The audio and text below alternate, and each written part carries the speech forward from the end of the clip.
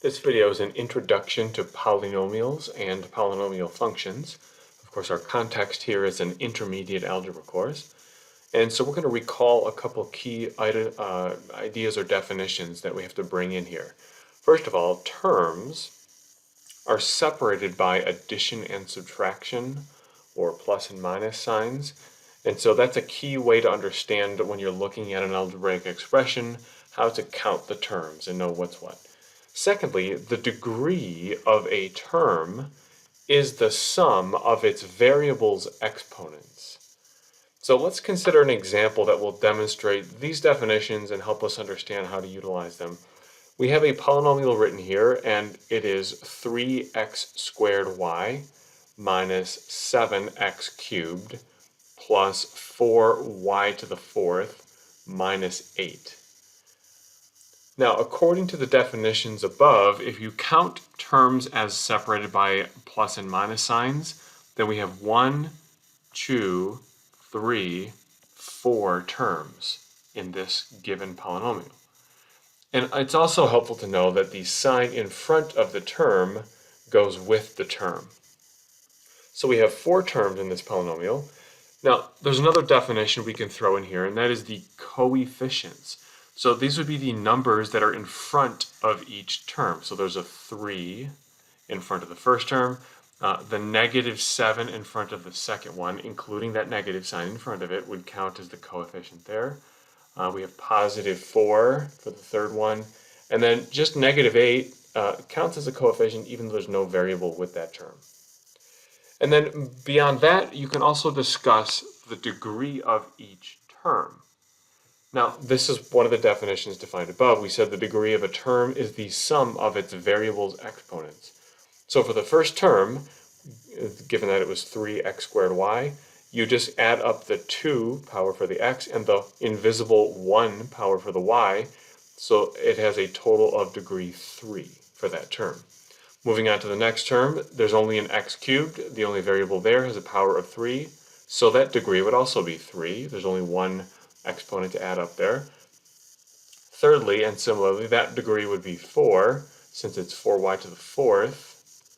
And then lastly, there is no variable with this last term, so the degree of it would be 0. Now, you could then consider the overall degree of a polynomial, and this is different than the degree of any of its terms. This would be like the entire polynomial's degree, and this is simply the highest number of any of its terms' degrees. So given that we found 3, 3, 4, and 0, the highest one would be 4, so that would be our overall degree.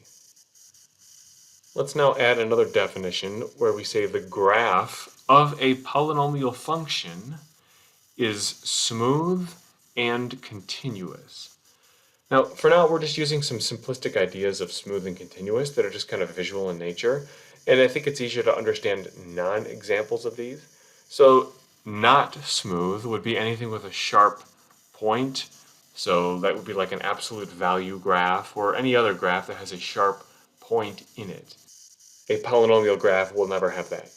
And secondly, if a polynomial graph has to be continuous, then an example of not continuous could be if there's like a break or a jump in the graph. There's more to talk about with continuity in a calculus course. You would encounter that. But for now, we can just get this visual idea that if there's a break or a skip in the graph, we'll call that a discontinuity. Now, there's a more rigid way to define a polynomial function.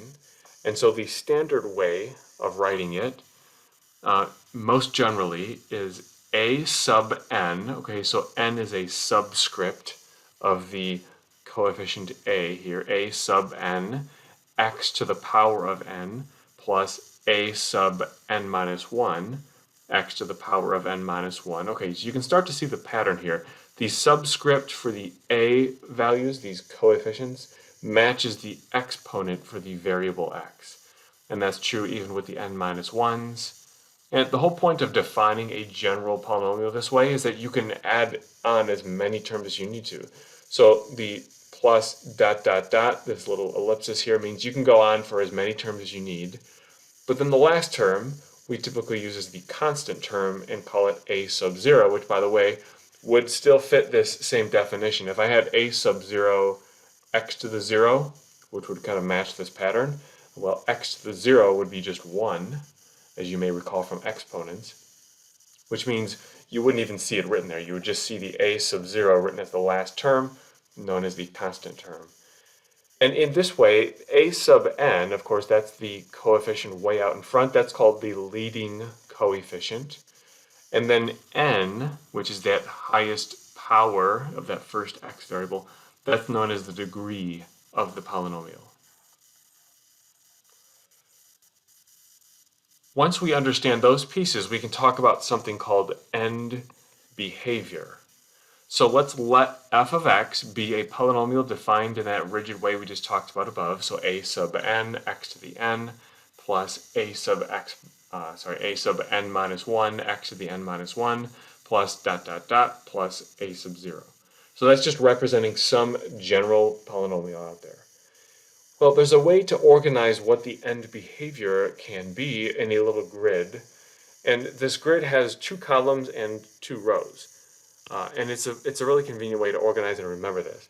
So the left column has the heading where n is even. So remember, n, we talked about above, that's the degree of the polynomial. It happens to be the highest power of the x variables. And then if n is even, you get this left column, this first column. But if n is odd, then you get the right column. So that power of x will either be even or odd. Those are the only options for a polynomial. And in those cases, then you'll decide which column you're in. But that's not all. So if you look now at the rows, we have the top row, which says a sub n is greater than 0. Now remember, a sub n is the leading coefficient. And so that leading number that you see or don't see, if it's just 1 out in front, that's the number we're talking about. If it's positive, you're in this top row, and if it's negative, of course, you're in this bottom row. Now, the combination of all those numbers and values you end up with will put you in one of these 4 spaces or quadrants, which will then tell you basically what your end behavior is. And as you could probably guess, end behavior has to do with how the graph does at the ends. So how does it do all the way to the right of the graph or all the way to the left, even if that means it goes on forever. Okay, and so what we get are these 4 shapes. Now, I think this is a convenient way to remember these, and that is in our left column where we say n is even.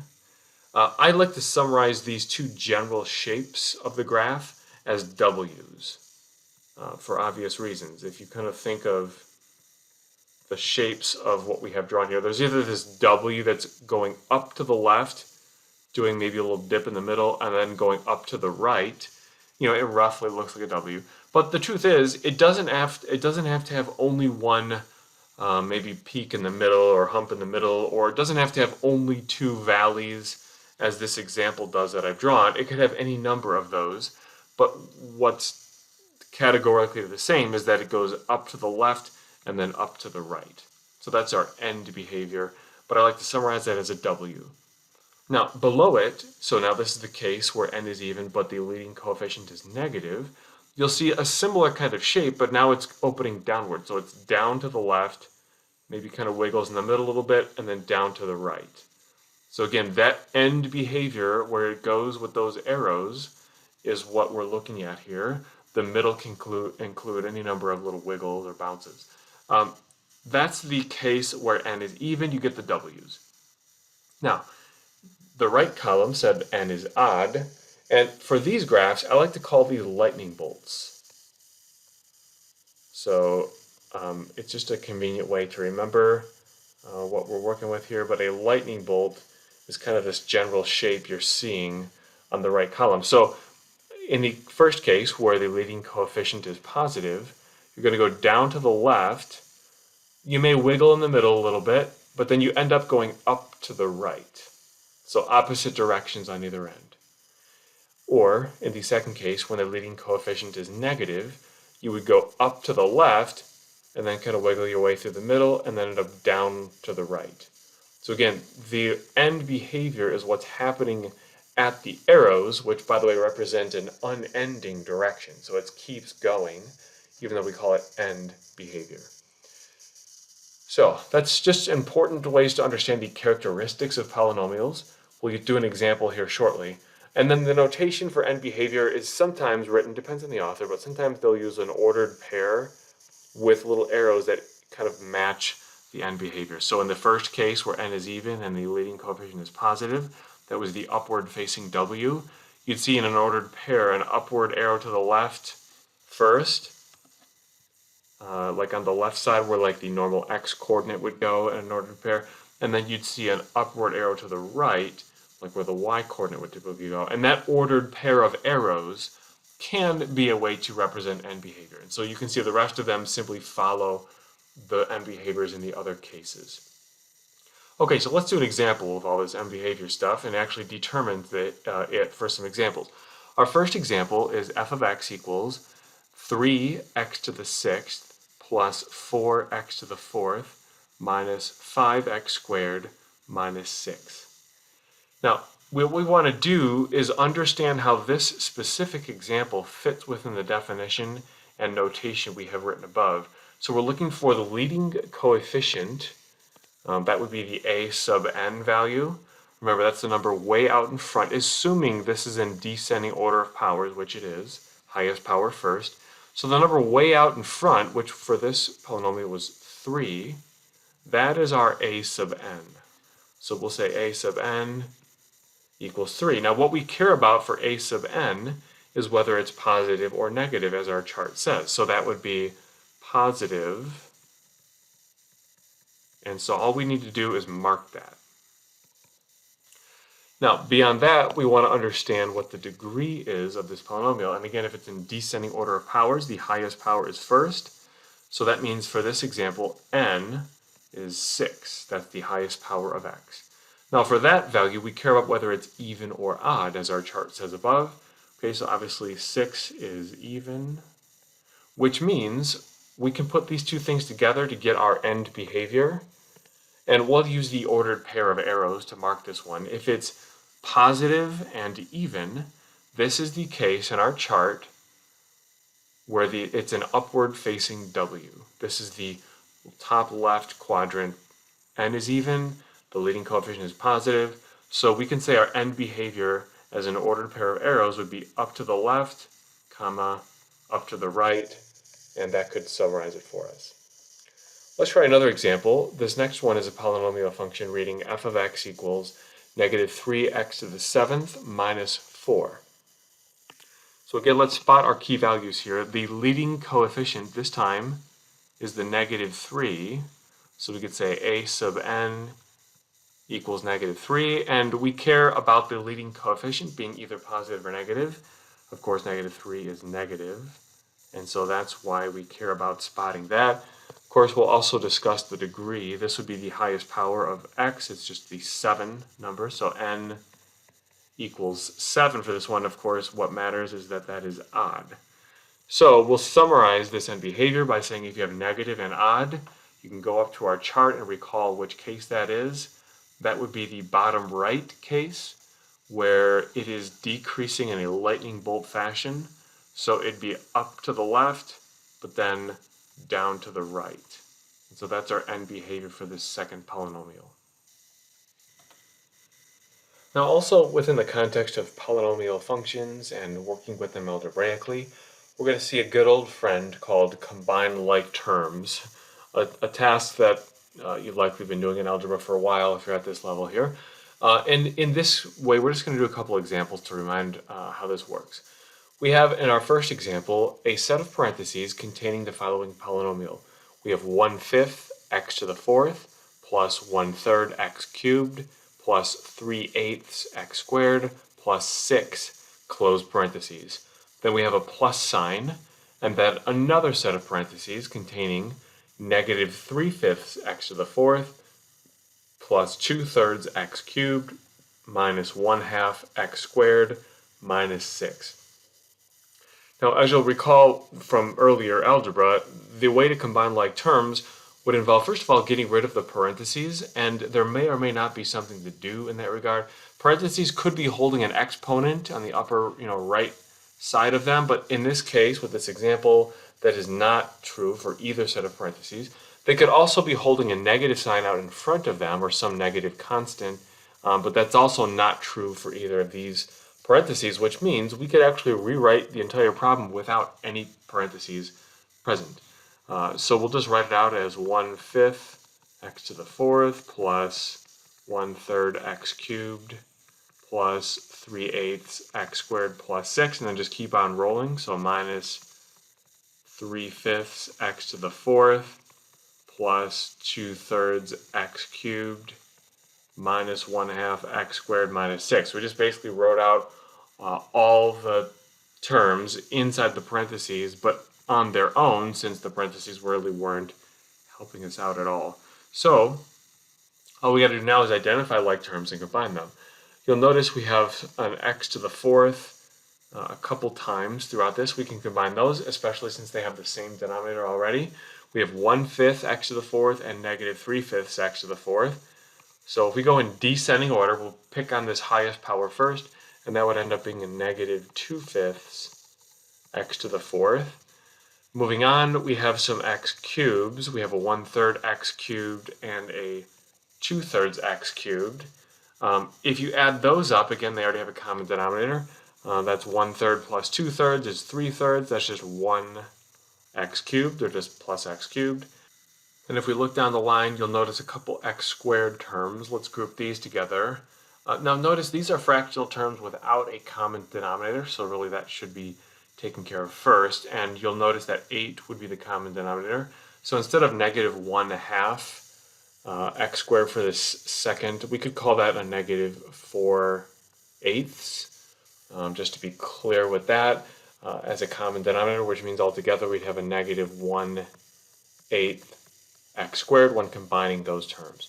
And this then would be our final combined like term simplified expression. Notice it's in descending order, highest power first, and on down from there. Now the second example has a couple polynomials in in parentheses. The first set, and by the way, this second one contains polynomials with more than one variable, so that's a little twist to it. The first set of parentheses contains 5x to the 4th y squared plus 6x cubed y minus 7y, close parentheses. Then we see a minus sign. Okay, we'll have to keep an eye on that. And then following it, a set of parentheses containing 3x to the 4th y squared minus 5x cubed y minus 6y plus 8x. Well, as we spotted this negative sign earlier, that has to be distributed to all terms following it in the second set of parentheses. So here we'll go ahead and rewrite all the terms out again. So 5x to the 4th y squared plus 6x cubed y minus 7y. The first set of parentheses is useless because it's not holding an exponent nor something in front to distribute. But then we have to change all the signs in this second set by distributing the negative here to get minus 3x to the 4th y squared plus 5x cubed y plus 6y and then minus 8x. Now all these terms are free range and able to combine. The parentheses are gone. So we'll look and find some x to the 4th y squareds. There's a couple of those. There's a 5x to the 4th y squared and a negative 3x to the 4th y squared. When combined, of course, that would be a 2x to the 4th y squared. And then we move on and find some x cubed y's. There's a couple of those. So if we put those together, we have a plus 6 and a plus 5. That would ultimately be a plus 11x cubed y.